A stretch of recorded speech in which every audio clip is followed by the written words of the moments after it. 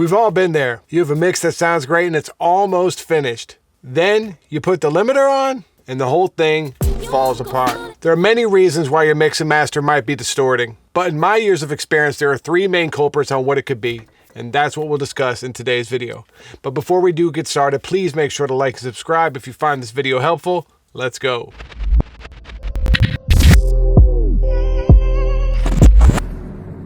All right, guys, so the first one is gain staging. You probably guessed this already. I'm sure, it's a well talked about subject, but it really is what can make or break a mix. If your buses and your master are all clipping and in the red, chances are very good that is the reason why your master is clipping. So I'm going to show you my process of how I gain stage my songs because they're always coming in super hot. So I use this plugin from Klanghelm called the VUMT. It's just a VDU meter. It's like $9.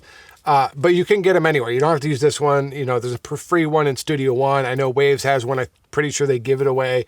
And there's tons of places that got them. So no need to use this one, but I like it because it has the trim and so forth, which I use from time to time. I calibrated at -18. And the reason that being is a lot of analog gear is calibrated there.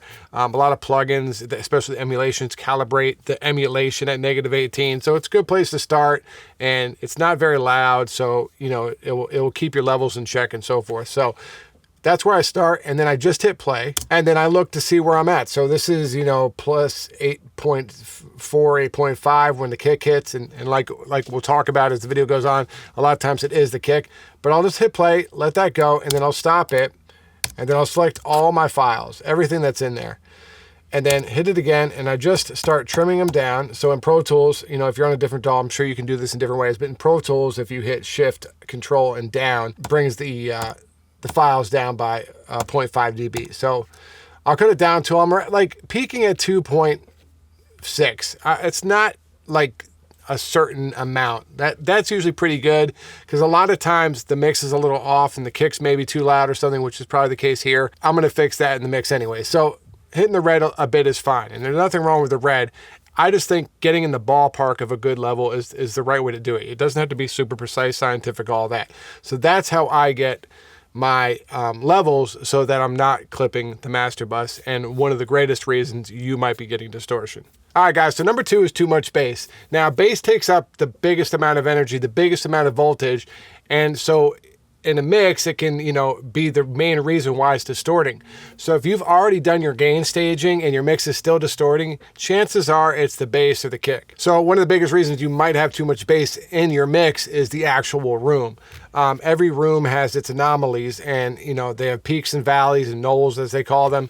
And even in my room that's super well treated, at 100 hertz, there's a little bit of a dip. So luckily I have the trim off that fixes that. But if you don't have that, you can just learn the room, and it's a super inexpensive way to do it. Now, the way you do this is just by listening to professional mixes over and over again in your room and getting to understand how those songs sound in your room. You can also, do your mixes and then take them to the car and headphones. And by doing this over and over again, you'll get to know the room.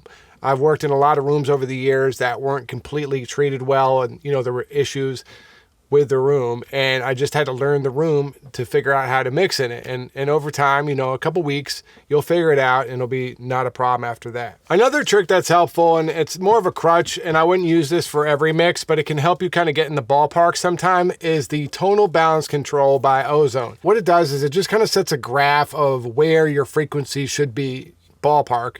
And you can pick from different presets, like here's bass heavy, we got a kind of a heavy kick song. And if I hit play, you'll see it all kind of pull together. And luckily this mix is, pretty well in line with it. But what I really like about this, and I've done it myself, is I've loaded other songs. You can load other songs that you like into this and get the kind of frequency response of that song. So here's a Fat Joe song. You see it's much more compressed, tighter sounding. And there's a couple issues here. Maybe it's because there's no vocals in this beat or whatever, but it's a good way to kind of understand. Now, this isn't that big of a deal, but if you had a mix that was super bass heavy and the bass is like popping out over here, it might give you a good indication that you need to check that out and address the issues with the bass. So that's why it's a good crutch to have. I wouldn't necessarily use it to mix, but having this and being able to see where maybe your frequencies are lacking can A, show you where your room's having issues, or B, where your mix is having issues. All right, guys, so the last tip is kick and snare transients. Now, usually more so the kick, what we're talking about, but the kick is one of the main reasons your mix might be distorting. If the bass is okay and the gain stage is good, but you're still distorting when you put that limiter on, your kick is probably too loud. So there's a couple things you can do to fix this. Number one, very obvious, turn the damn kick down. I know that sounds like, okay, of course, Matty, but I found even in my own mixes, sometimes the next day, I like to sit on a mix overnight.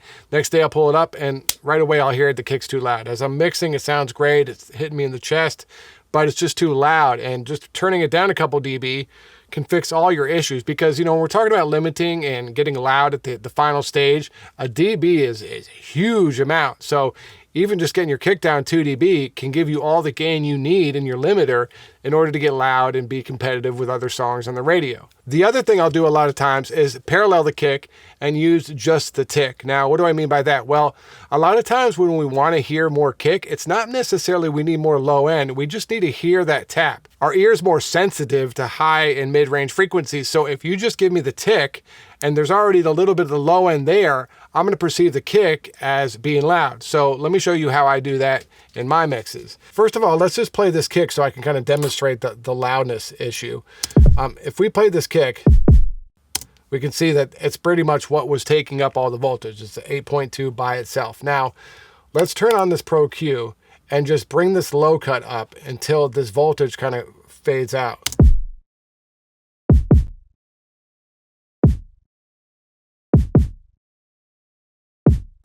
So if you notice, we got this low cut at 100 Hertz, and it's already knocked down 8 dB. We're below zero. And so just by doing that, we've cleaned everything up. Now, of course, our kick is dead and has no low end. So what are we going to do? Well, this is what I do. I use Studio Rack by Waves, and you can do this any way you want. You can duplicate the kick and use any plugins you have. This is just a quick, easy way. I have a little preset that I made for it. And sometimes I'll distort it, which you can add in the mix. Sometimes I won't. Sometimes I'll move the distortion down. But first of all is this parallel compression. We're just going to compress it quite a bit. Turn this one off. Compress it quite a bit just so the kick's hitting us right in the face. Then I use this just for a little bit of extra attack. You might not even need this. Any transient designer could work. Just give you a little more tick. And then it goes into this EQ, which is basically what we did with the Pro Q, except with a Renaissance, so I can have it all in one plugin. I have this way up at 700. I'll probably tweak this depending on the mix and on the blend, and maybe bring it down, you know, closer to 3 or 4, and that will just give me all that extra tick. So even here,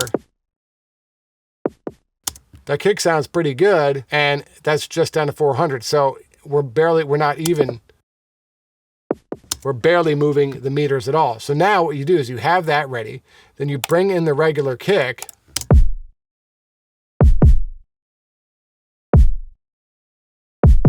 so we're back to 8, back to the same level. So our gain hasn't even changed, and we have this whole parallel bus giving us more attack. Now let's play it and bypass it.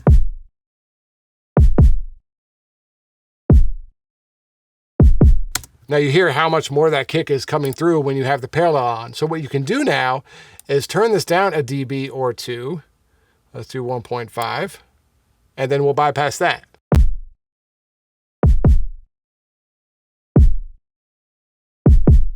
And almost, to me at least, it sounds like the one that's been turned down a dB and a half is louder. And that's because we have that parallel chain that's just giving us the tap, but makes us perceive it as, you know, makes our ear hear it more. And this is even more so in a mix. I'm doing it soloed, but I would suggest blending this in the mix.